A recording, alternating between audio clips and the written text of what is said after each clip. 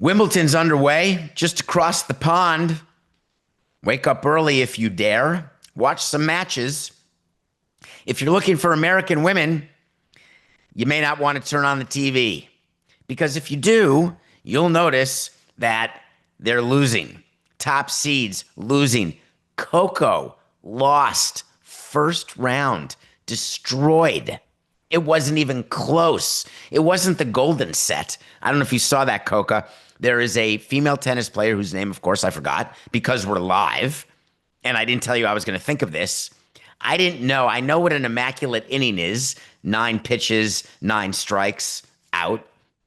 In tennis, 24 straight points means you win 6 straight games all at love. That's an immaculate set. And I'd never heard of it, had never seen it. And there was an immaculate set at Wimbledon the other day. But I want to talk about Coco because she said something and she has been up against it since winning the French Open. We did an entire story about what happened with her and Sabalenka at the end when sore loser and how Coco took the high road and did it absolutely perfectly.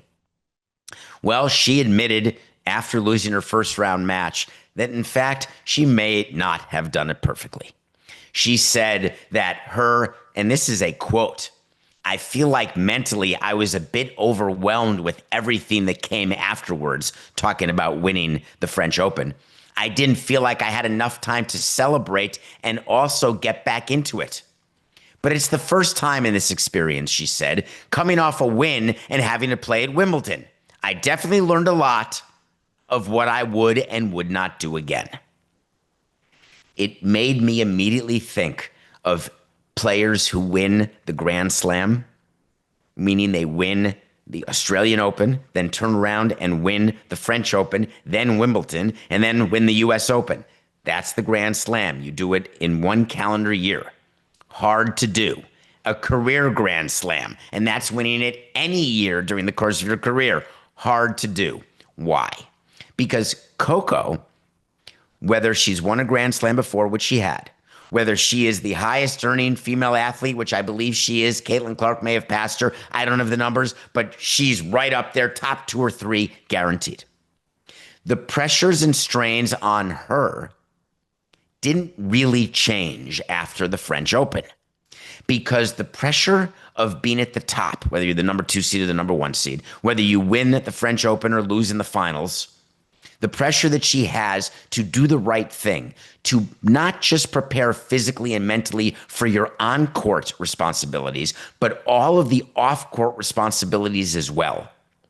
For her to acknowledge that she was overwhelmed after winning the French Open, think about the level of overwhelmed that actually is. Because think about her day-to-day life when she is carrying the torch for millions of people, when she is carrying the torch for women, for players, for black players. Think about everything that she deals with every day.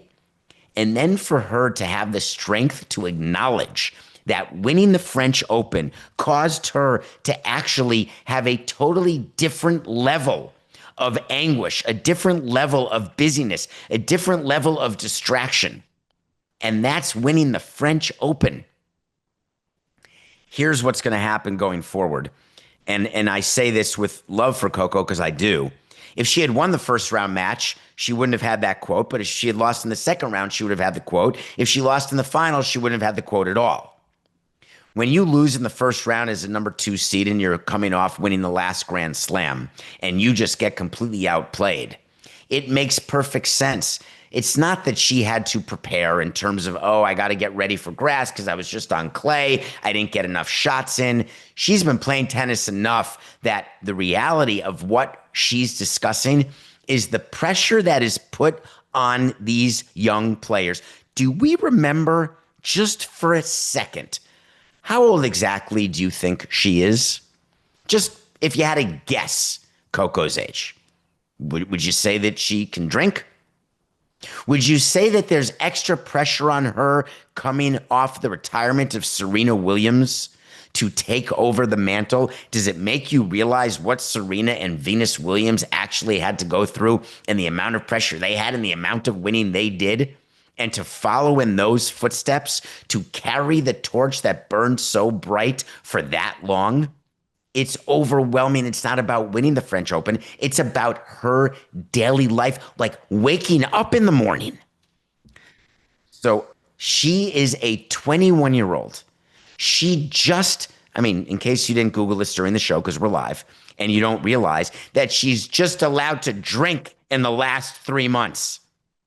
That's it. 21 years old. And our expectation of these young athletes is to be perfect.